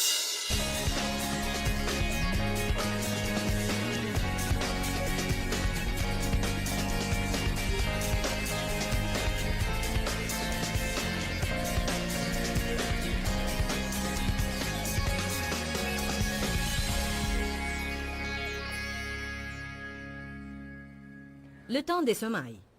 Le temps des semailles, c'est quand on apprend à faire la volonté de Dieu. Chaque fois que je choisis la volonté de Dieu au lieu de la mienne, je suis en train de semer une bonne graine qui entraînera finalement une récolte dans ma vie. C'est ça l'obéissance, un temps de semailles. Marc chapitre 4 nous enseigne la parabole du semeur qui sème des graines et nous savons que la graine est la parole de Dieu. Allez à Jacques 1.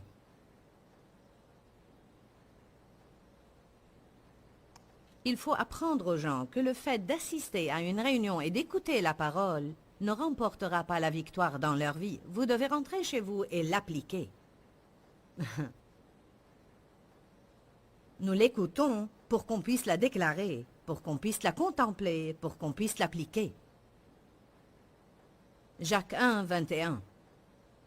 Débarrassez-vous de tout ce qui souille et de tout ce qui reste en vous de méchanceté, pour recevoir et accueillir avec un esprit d'humilité et de modestie la parole de Dieu qui a été implantée et enracinée dans votre cœur, car elle a le pouvoir de vous sauver. Mettez en pratique la parole, appliquez-la bien et ne vous bornez pas à l'écouter en vous trompant vous-même par de faux raisonnements contraires à la vérité. Combien de fois Dieu nous demande de faire quelque chose et notre pensée nous donne des raisons de désobéir bien que ce soit la parole de Dieu?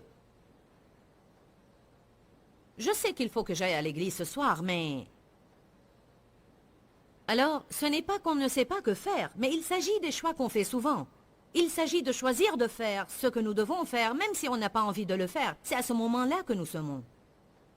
C'est le temps des semailles dans notre vie, qui passe maintenant par des temps de semailles où il a à obéir à Dieu et cela lui est difficile. Verset 23. Car si quelqu'un écoute la parole et ne la met pas en pratique, il est semblable à un homme qui regarde attentivement dans un miroir son visage naturel et qui, après s'être regardé avec attention, s'en va et oublie aussitôt qui il était. Verset 25. Mais celui qui aura plongé les regards dans la loi parfaite, la loi de la liberté, et lui a été fidèle et qui aura persévéré, dites persévérer. Et qui aura persévéré, n'étant pas un auditeur oublieux, mais se mettant à l'œuvre, voici maintenant ce que la Bible dit. Celui-là sera heureux dans tout ce qu'il fait, durant sa vie d'obéissance. Donc, nous jouissons d'avoir écouté la parole, mais nous ne recevons pas les bénédictions juste pour l'avoir écoutée. Nous recevons les bénédictions lorsqu'on rentre chez nous et on la met en pratique. Franchement, je crois qu'il n'y a pas suffisamment de personnes qui appliquent la parole, surtout quand ça devient difficile. Allez à Jean 13. Jean 13 est un merveilleux chapitre dans la Bible dans lequel Jésus donne le bon exemple en lavant les pieds de ses disciples. Il nous demande d'accomplir des tâches qui peuvent paraître vraiment désagréables, des tâches déplaisantes, des tâches humiliantes, et être les serviteurs des autres. Verset 15. Car je vous ai donné un exemple, afin que vous fassiez comme je vous ai fait. Il a lavé les pieds des disciples. Il s'est humilié et il a lavé les pieds des disciples. En vérité, je vous le dis, le serviteur n'est pas plus grand que son Seigneur, ni l'apôtre plus grand que celui qui l'a envoyé. Verset 17. Si vous savez toutes ces choses, vous êtes heureux et bénis, pourvu que vous les mettiez en pratique et que vous les appliquiez. Ici, il le dit de nouveau. Je vous donne un exemple. Je vous donne un enseignement. Vous serez heureux et bénis si vous faites les choses que je vous demande de faire. Je pense à une dame qui m'a dit à la fin d'une de mes conférences une chose intéressante. La réunion était une sorte de festin. En effet, c'était une conférence de femmes et les gens étaient assis sur des tables de banquet et ils ont eu la chance de discuter ensemble, de manger, d'adorer et d'écouter des enseignements. Elle m'a dit, les dames avec qui j'étais assise à table lorsque j'ai écouté ce qu'elles ont partagé ce week-end, et nous avons discuté ensemble, je me suis rendu compte que plusieurs d'entre elles ont vécu les mêmes expériences que j'ai vécues. Mauvais traitements, différentes sortes de refus. Et elle a dit, quand je les ai entendues raconter comment Dieu s'est occupé d'elles et ce qu'il leur a dit à travers les années, je me suis rendu compte que tout ce que Dieu m'avait dit, il le leur avait dit aussi. Tout ce qu'il m'avait demandé de faire, il le leur avait demandé aussi. Et j'ai reçu une vraie révélation. Notre seule différence était qu'elles ont fait ce que Dieu leur a demandé alors que moi non. Souvent, quand Dieu nous demande de faire des choses difficiles, on espère toujours trouver une autre solution. On pense toujours qu'on peut assister à une autre réunion et avancer pour qu'on prie pour nous. Et si on tombe sur le pasteur convenable, il peut prier pour nous et nous libérer.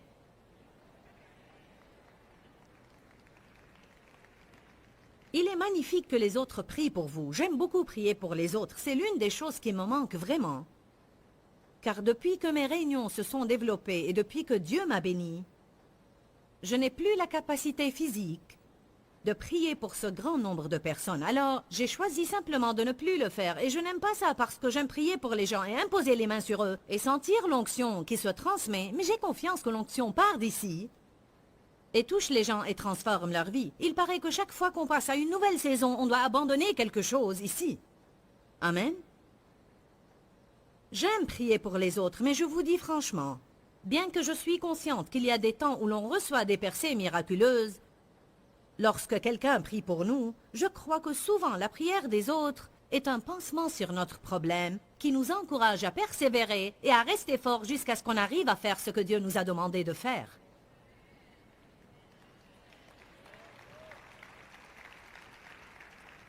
Je répète, nous avons besoin de prier l'un pour l'autre. Nous avons besoin de cela. Mais tôt ou tard, vous allez faire vos propres prières et vous devez chercher les versets par vous-même et réprimer le diable par vous-même.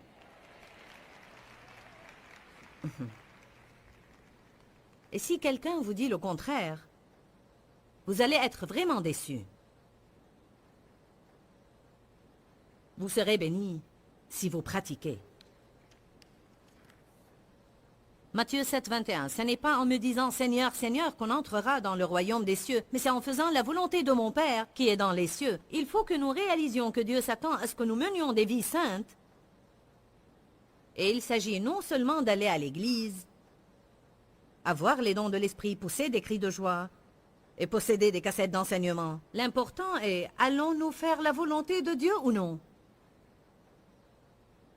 Hébreux 12, verset 14 dit « Recherchez la paix avec tous et la sanctification sans laquelle personne ne verra le Seigneur. »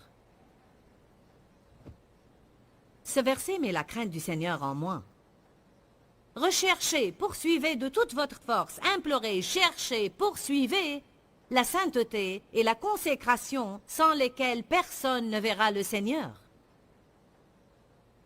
Joyce, je crois en Jésus-Christ et je pense qu'il suffit d'avoir la foi. Oui, mais Jacques dit, si vous avez vraiment la foi, vous allez la pratiquer.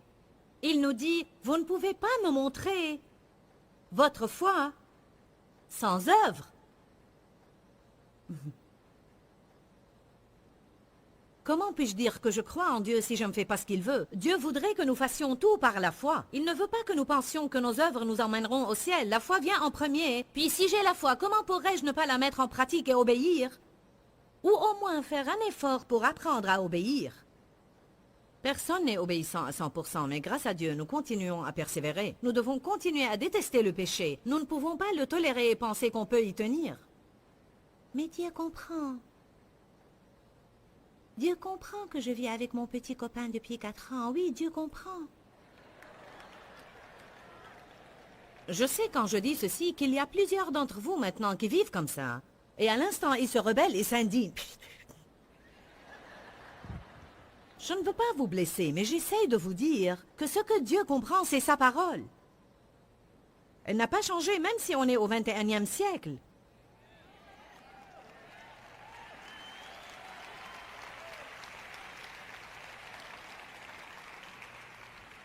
Nous avons des problèmes dans notre nation parce qu'on n'a pas assez de prédicateurs qui enseignent la justice. Il y a des personnes qui nous enseignent comment nous pouvons réussir et comment nous pouvons avoir ceci et cela et ce que nous voulons. Je le prêche moi-même aussi, je crois en cela. Je crois vraiment que Dieu veut qu'on soit béni. Mais on doit aussi mener des vies saintes ainsi que des vies consacrées. Et on doit avoir la discipline, la maîtrise de soi et l'obéissance dans notre vie.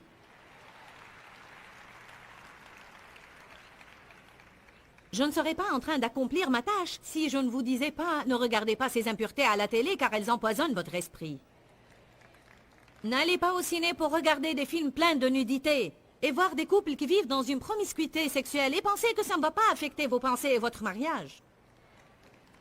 Je crois que les prédicateurs doivent prêcher ceci régulièrement. Nous sommes tous des brebis et nous avons besoin d'un berger qui nous guide.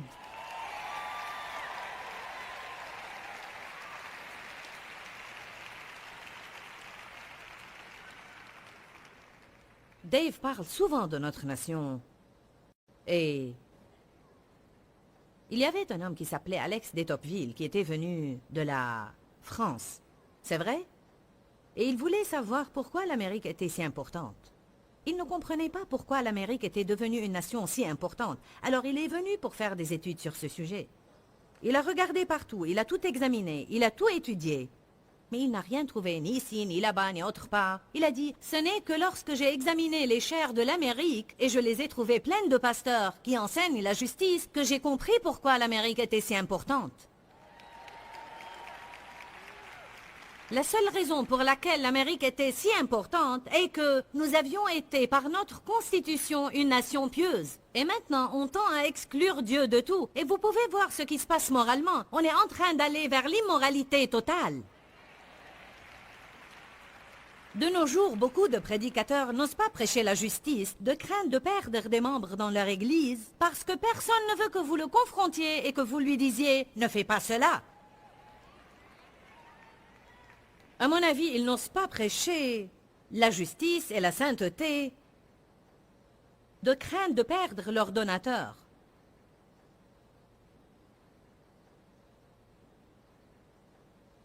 Je vais être responsable devant Dieu, et non pas quelqu'un d'autre. Je ne veux pas qu'ils me disent ce qu'il a dit aux prophètes. Si tu ne leur dis pas ce que je te dis, je te demanderai compte de leur sang. Je ne veux pas rendre compte du sang de qui que ce soit, alors je vais dire ce que Dieu me demande de dire.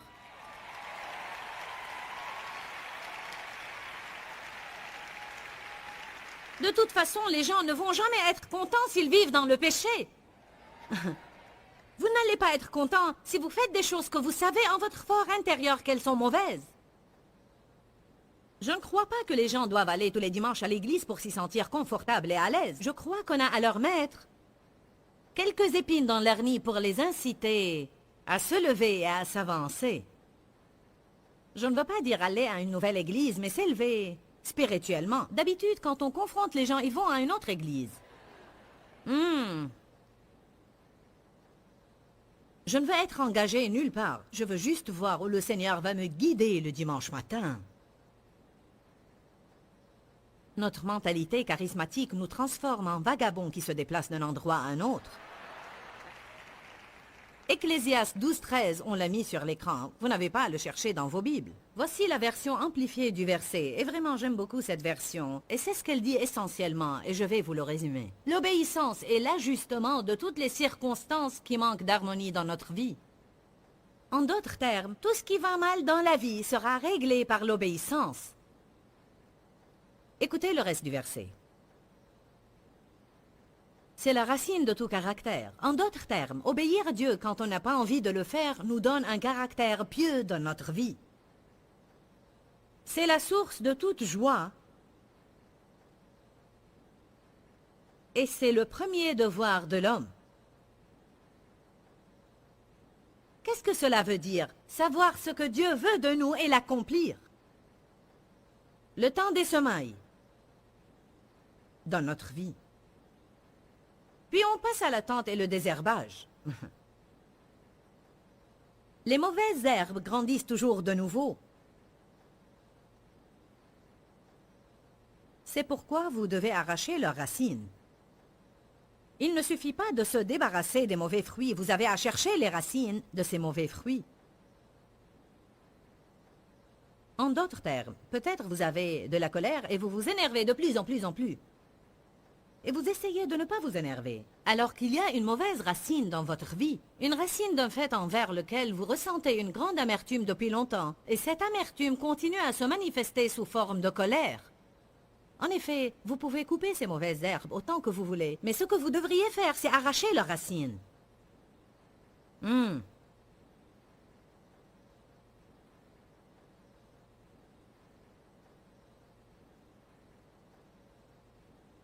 Après l'obéissance, on passe toujours à une période d'attente. Écoutez, Genèse 8, 22 dit, « Tant que la terre subsistera, les semailles et la moisson ne cesseront point. » Les semailles et la moisson, vous devriez la lire comme ça. « Tant que la terre subsistera, il y aura des semailles, un temps et un temps. Puis la moisson. » Vous savez quand les gens lâchent? Dans l'attente. Et après avoir survécu la douleur du labourage et avoir enduré les semailles, nous aurons maintenant à attendre. C'est ce dont on parlait ce week-end. Les gens ne savent pas bien attendre. Même quand on fait ce qui est juste, on s'attend à des résultats immédiats. Vous savez ce que j'ai appris? Ce n'est pas une seule erreur que j'ai commise pour finir dans le désordre où je me suis retrouvée il y a 27 ans. J'ai vécu une vie pleine de stupidité.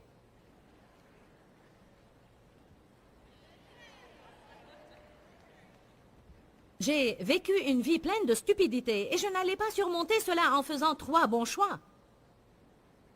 Alors on doit le faire encore et encore et encore et encore et encore et encore, parce qu'au début, notre vie n'était rien qu'un champ plein de mauvaises herbes. Il faut alors semer beaucoup et beaucoup de bonnes graines qui étoufferont les mauvaises herbes. J'espère que quelqu'un me comprendra. Semaille. Comme lorsque vous donnez semaille, temps. Cela nécessite le fruit appelé longanimité.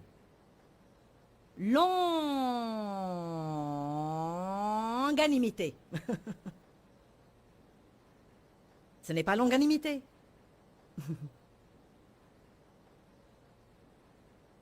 Longue, longue, plus longue que je ne le voulais. Longue, longue, longue. Attendre, désherber et attendre et désherber. Qu'allons-nous faire, Seigneur? Arracher les mauvaises herbes du jardin. Que fait le cultivateur après avoir labouré et semé les graines? Que fait le cultivateur en attendant la récolte? Il désherbe, il arrose. Il désherbe, il arrose. Il désherbe, il arrose. Il arrose, il désherbe. Il arrose et il désherbe. Il doit toujours se débarrasser des mauvaises herbes. Il ne suffit pas de semer des graines dans un jardin, il faut toujours arracher les mauvaises herbes, car si vous ne le faites pas, les mauvaises herbes étoufferont les graines.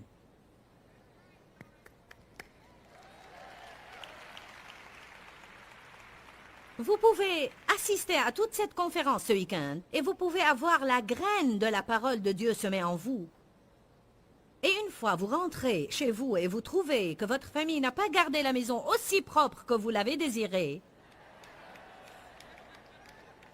vous vous énervez de tout le monde, vous hurlez, vous tempêtez, et vous savez quoi? Si vous n'arrachez pas ces mauvaises herbes, vous allez étouffer vos graines. Cela veut-il dire qu'il faut rentrer chez vous et être parfait? Non. Mais au moins, si vous agissez de cette façon, repentez-vous et dites « J'ai eu une mauvaise attitude. Je suis désolé, je vous prie de me pardonner. » Quand on commet des erreurs dans la vie, on doit les confronter. On doit s'humilier, retourner sur nos pas et régler les choses. On a parlé de l'importance d'apprendre comment attendre. Nous devons attendre avec patience, sans être frustrés et gênés tout le temps. Il faut attendre avec patience et espérance. Il faut attendre avec une attitude positive. Il faut attendre avec une confession positive. Il faut continuer et persévérer à faire le bien aux autres. Pendant que nous attendons, nous souffrons et nous labourons. Comptons sur Dieu pour nous donner la récolte, et non pas sur les hommes. Durant cette période de désherbage, Dieu nous confronte concernant beaucoup de petites choses. Ne pensez pas que les petites choses ne sont pas importantes. C'est là le problème. Certains ne font pas attention aux petites choses. Je crois que c'est en ces petites choses que Dieu est intéressé le plus. Je ne m'inquiète pas à l'idée que vous sortiez d'ici et dévalisiez une banque. Ce sont les petits renards qui ravagent les vignes. Si nous sommes fidèles en peu de choses, il nous confiera beaucoup. Il confronte nos petites attitudes qui sont nuisibles à la moisson. Il confronte nos petits compromis qui sont nuisibles à la moisson. Il confronte notre atermoiement qui a l'air d'être une petite chose, mais il cause de grands dégâts dans la moisson. Il confronte notre paresse et nous rappelle qu'arracher les mauvaises herbes requiert un travail dur. Durant l'attente, nous serons enracinés et fondés dans les choses. On a à être enracinés et fondés dans l'amour de Dieu. On a à être enracinés et fondés dans lui. Et nous avons besoin de savoir qui nous sommes en Jésus-Christ. Amen. Parfois, être enraciné dans quelque chose consiste à l'entendre de nouveau, et de nouveau, et de nouveau, et de nouveau, et de nouveau, et de nouveau. Et je répète, je crois que cette attitude de paresse nous empêche vraiment de comprendre ce que nous entendons. Ce sont des informations qui ne deviennent pas révélations. J'ai fait une étude biblique avec un couple afin de les aider à surmonter la peur dans un certain domaine. J'ai passé 1 heure à partager avec eux le mieux que je connais à propos de la peur. Et finalement, je leur ai dit, vous avez besoin de prendre les références que je vais vous donner et vous devez chercher chacun de ces versets. Vous devez les lire à voix haute, vous devez les réécrire à la main, vous devez méditer dessus. Le jour qui suit, vous devez tout refaire de nouveau. Le jour d'après, vous devez faire de même. Et vous devez chercher d'autres versets en rapport avec la peur. Car le fait que je les cite à quelqu'un ne veut pas dire nécessairement qu'ils vont être enracinés au fond d'eux. Les choses ne se transforment en révélation que lorsqu'on les répète, les répète, les répète, les répète au fond de nous. Et quand nous faisons ceci, elles deviennent enracinées en nous. La parole s'enracine en nous. Et vous ne pourrez jamais récolter une vraie moisson en n'importe quelle chose, sauf s'il y a des racines. Écoutez ceci. L'arbre chinois, le bambou, n'apparaît pas du tout au-dessus de la terre et n'est pas visible tout au long des 4 premières années. Il développe de grandes racines étendues et profondes.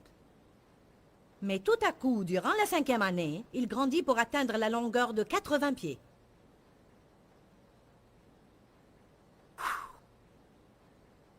S'il n'avait pas des racines étendues et profondes, il n'aurait pas pu supporter ce développement.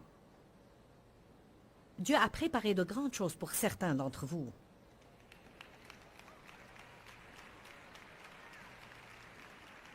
Mais vaut mieux être enraciné et fondé. Vaut mieux être préparé. Vaut mieux laisser le Seigneur labourer. Vaut mieux arracher les mauvaises herbes. Car il ne suffit pas de prier une seule prière pour recevoir un grand miracle. Il faut faire plus que ça. J'aime cela. Les 4 premières années, imaginez comme c'est décourageant. 4 années et rien n'apparaît. Peut-être un tout petit développement comme ça. Et ça va devenir un arbre. Tout à coup, la 5e année arrive, car durant 4 années, quelque chose se passait au-dessous de la terre. Beaucoup de choses doivent se passer ici avant que vous ne puissiez les voir. Tout d'un coup, à la 5e année...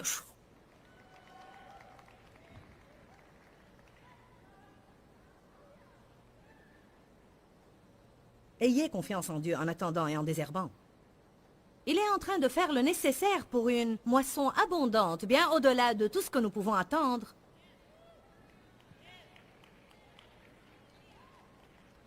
Dans notre vie. Alors, c'est quoi la moisson? Il est temps de parler de la moisson pour quelques minutes avant de terminer. La moisson, c'est quand les désirs de votre cœur se manifestent. Vos enfants changent.